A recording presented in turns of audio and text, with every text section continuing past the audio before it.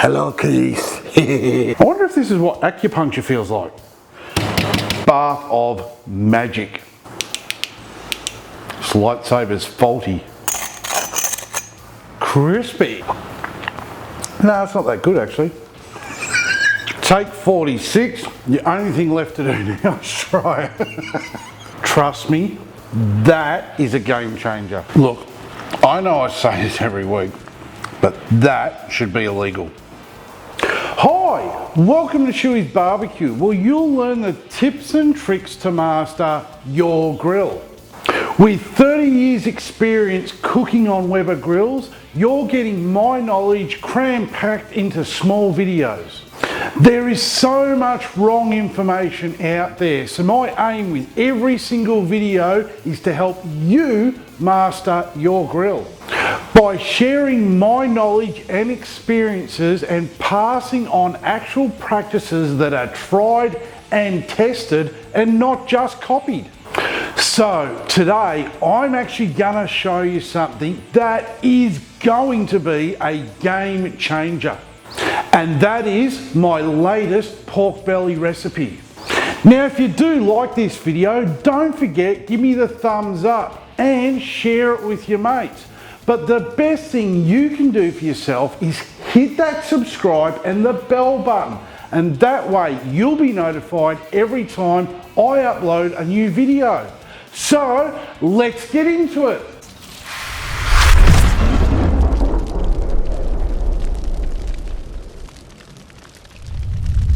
Glove touch pork. So firstly we need some pork belly, and I have some. I've shown you in a previous video, if you can only get your hands on pork belly that's been cryovac, how to dry it out properly. So if you need to, chase down that video just for a refresher. Now for this video though, I actually rang my local butcher and asked them ahead of time for a piece of pork belly. So they cut it to size and hung it in their cool room until I was ready to pick it up. Look at that, perfect. Nothing to trim, because I told my butcher what I wanted and they looked after me. So as I always bang on about, get to know your local butcher, yeah? Look at that. Thanks, Mick. Lawnmower guy's back. Now there are so many ways of prepping pork belly, and it all comes down to time and what sort of crackle you're after at the end of it. I want crispy pork crackle that also has super tender, juicy and flavour packed meat on it, and I want it today or tomorrow. So how are we going to guarantee crispy, perfect crackle? Using a jacquard. This handheld spiked little weapon is perfect for perforating the pork skin to allow the fat to render out of it. I wonder if this is what acupuncture feels like. This is just purely to help more fat render out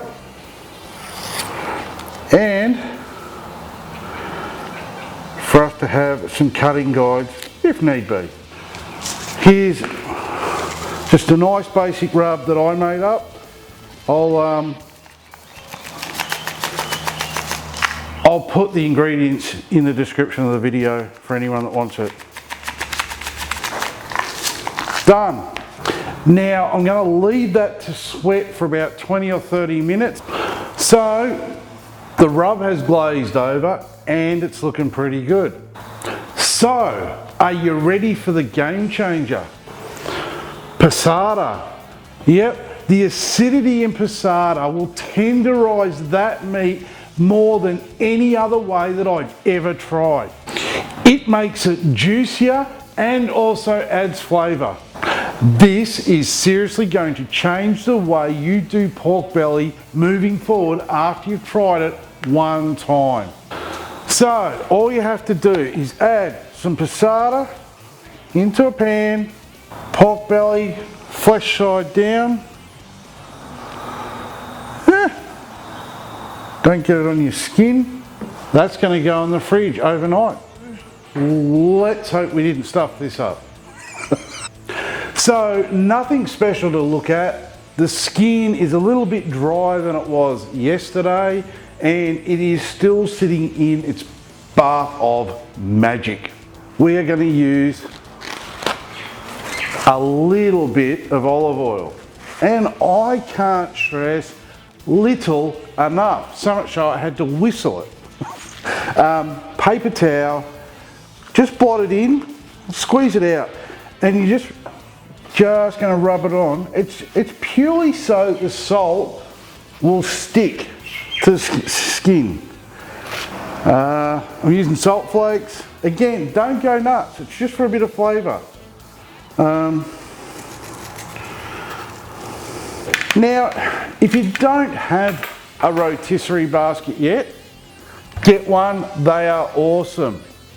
Heads up, there's a link in the description to get one. Today, I'll be setting up a 57cm Weber Kettle for rotisserie roasting, mainly because I need temperatures at 230 degrees Celsius or above for today's cook. Now to do this, I'll light up a chimney starter full of briquettes. And once they're ashed over, I'll dump them into the charcoal baskets. Get rid of that. Now, using an old pair of tongs, I'll just put the baskets on either end of the cooking grate, and watch out for hot charcoal. I'm also going to add a foil tray between the charcoal baskets to catch any of the fat that drips down from our pork belly. Lid on, vents all wide open. Let that warm up for about 10 minutes. The Weber's had 10 minutes to heat up, so all we're going to do is put the pork belly in. It's easy as sliding the rotisserie attachment into the motor, turning it on, lid on, vent wide open. You've noticed that I'm putting the lid over here, so it's right in the middle of where I meat. We don't want it at either end because it creates a hot spot and that end will burn.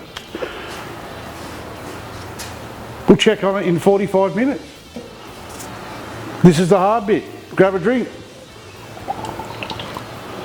So I normally have a torch close by, or you can use the light on your mobile phone to have a peek through at the crackle through that lid vent. You don't want to lift the lid before that crackle is formed because you're going to lose all that heat. And if you can't create crackle, your family and friends are going to think of you as a failure. And you don't want that, do you? Now, if it does look good, you need to start closing down the bowl vent pretty much all of the way, because we can now start lowering that temp. We do not want this crackle to burn, but we still want to render out some fat in this pork belly. I'm chasing an internal temp of 80 degrees Celsius. I find it just helps break down the fat by pushing it a little further. Now, you can start to check the internal temp of the pork belly once you've closed that vent down. Just stop the rotisserie. You're going to need an instant read thermometer, and you're going to need one that's going to tell you the time quickly so you can poke it in, check it, get it spinning again as quick as it can if it needs it. Hence why I use Thermopen. I'm cooking at a high indirect heat today using a rotisserie ring, and I'm aiming for that temp of at least 230 degrees Celsius. This pork belly will not take long. We are looking at around about a 50 to 60 minute cook time all up today. Or for those of you who like to use my beer timer, you're looking at a 2 beer cook. Whoa, ho, ho. That belly is done and it is looking incredible. So let's get it off. Put it up there. Undo the top. And get that out. And the caramelisation from that passata, all the natural sugar. Yummy. Now, we just need to let that rest for 10 minutes because it's tired, it's worked hard, and it needs a nap. Rightio, it is time to cut into this pork belly. When I first tried passata to tenderise the pork belly, it blew my mind how well it worked. More so that it made it extremely juicy and actually imparted in some of the flavour. Grab a sharp knife.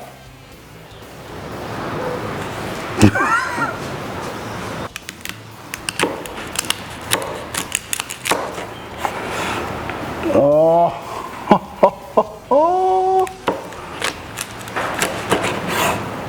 Look at that.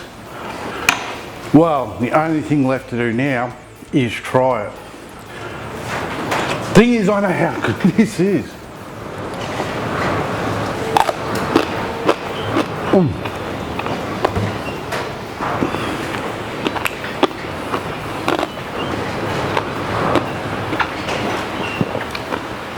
The meat is so tender, and you actually get that tomato flavour through it. And I actually use passata with a bit of basil.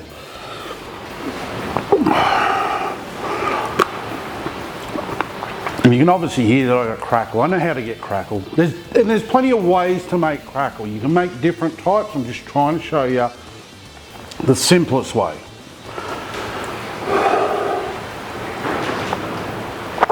That is the most tender way I know to prep a pork belly. The acidity in the tomato, you need to try it. Trust me, that is a game changer. Look, I know I say this every week, but that should be illegal. As always, thanks for watching. Now, if you do like free stuff, check out my Instagram for giveaways and extra content. Cheers.